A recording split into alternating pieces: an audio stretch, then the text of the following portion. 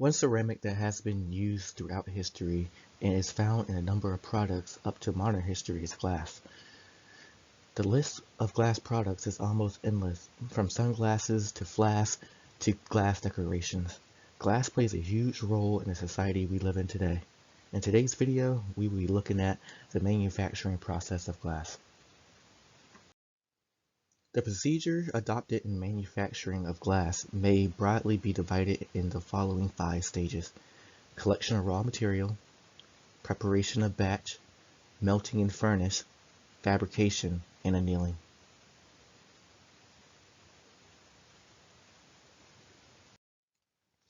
Depending upon the type of glass to be manufactured, suitable raw materials are collected.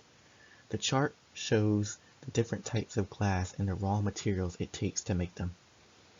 In addition to the raw materials, the cullet and decolorizers are also added for each type of glass. The cullets indicate the glass or pieces of broken glass. They increase the fusibility of glass and prevent loss of alkali or volatilization during the reaction into forming new glass. This also reduces the cost. The raw materials generally contain traces of the iron compounds. The ferrous oxides imparts a green color to the glass, and ferric oxides impart a very light yellow tint. To avoid such effects, the decolorizers are added. The usual substances used as decolorizers are antimony oxide, arsen oxide, cobalt oxide, manganese dioxide, and nickel oxide. The raw materials, the cullet and decolorizers, are finely powdered into the grinding machine. These materials are accurately weighed in correct proportions before they are mixed together. The mixing of these materials is carried out in mixing machines until a uniform mixture is obtained. Such a uniform mixture is known as the batch or frit and is often taken for further processing of the melting in the furnace. The batch is melted either in a pot furnace or in a tank furnace. The heat is continued until the evolution of the carbon dioxide, oxygen, sulfur dioxide, and other gases stops.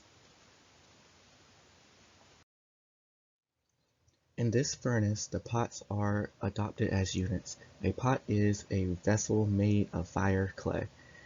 This process resembles the crucible steel process. These pots are placed in special prepared holes in the furnace.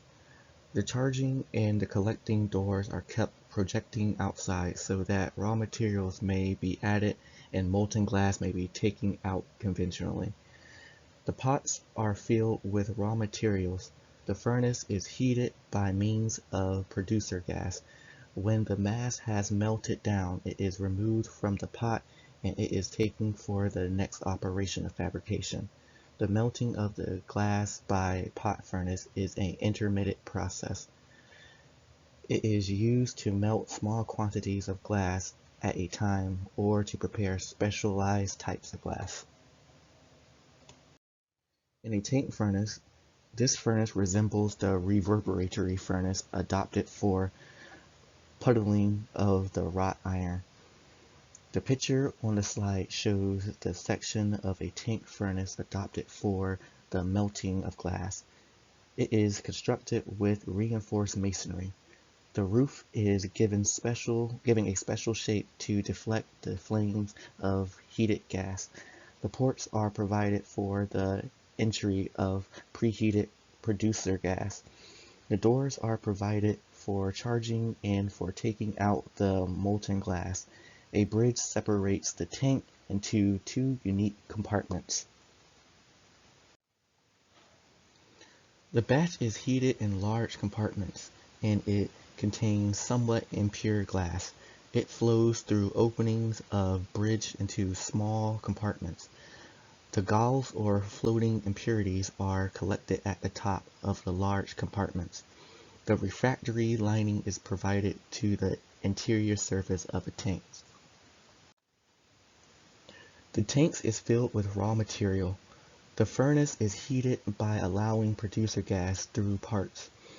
The charging of raw materials and taking out molten mass are simultaneous. This is a continuous process. It is adopted to melt large quantities of glass at a time. In fabrication, the molten glass is given suitable shapes or forms in this stage. It can either be done by hand or by machine. The hand fabrication is adopted for small-scale production, and the machine fabrication is adopted for large-scale production. The different ways of fabrication are blowing, casting, drawing, pressing, rolling, and spinning. Let's look into more detail of each of these processes. For the blowing process, a blowpipe is used. Its diameter is about 12 millimeters and its length is about 1.80 meters. One end of the blowpipe is dripped in the molten mass of the glass and a lump of about 50 newtons of weight is taken out. This lump of glass will be lengthened to some extent by its own weight. The operator then blows vigorously from the other end of the blowpipe. It can also be done with the help of an air compressor. This blowing causes the molten mass to assume the shape of a cylinder. It is then heated for a few seconds and is blown again. The blowing and heating are continued till the cylinder of required size is formed. It is then placed on an iron plate and it is disconnected from the blowpipe.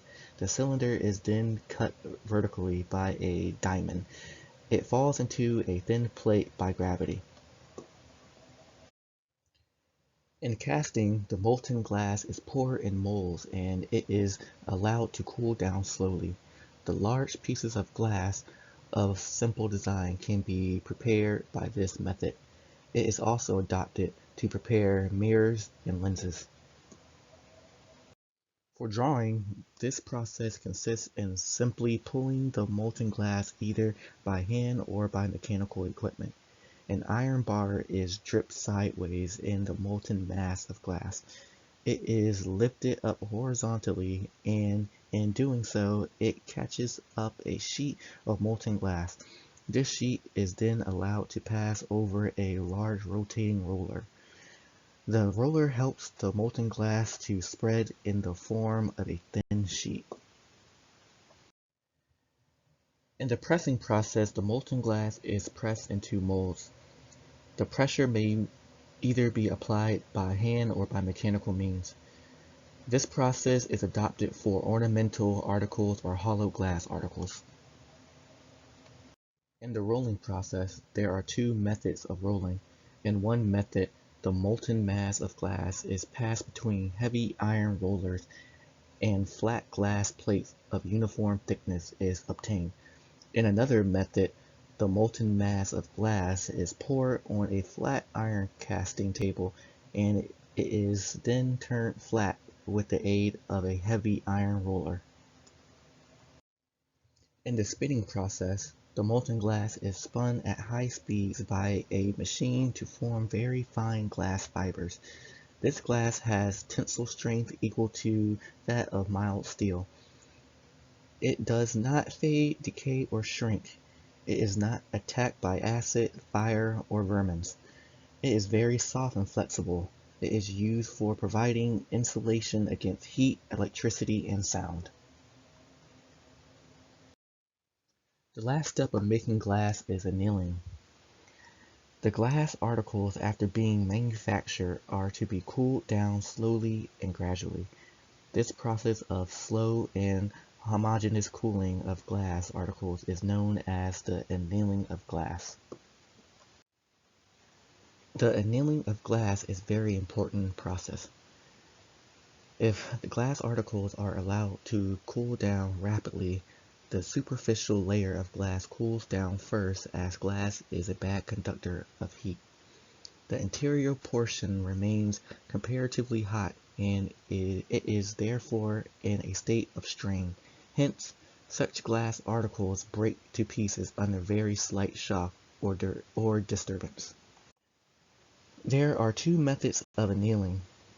and it is fuel treatment and oven treatment. For the fuel treatment process, a long fuel is provided and it is constructed in such a way that there is a gradual decrease in temperature from one end of the fuel to the other. The red hot articles of glass are allowed to enter at the hot end of the fuel, and they are slowly moved on a traveling bands. They become cool when they reach the cool end of the fuel. This method is very useful for large-scale productions. In the oven treatment process, the red-hot glass articles are placed in ovens in which arrangement is made to control the temperatures. After the articles are placed in the ovens, the temperature is slowly brought down. This method is useful for small-scale production. This concludes my video on the manufacturing process of glass. I hope you enjoyed it, and these are the sources that I've used to make this video.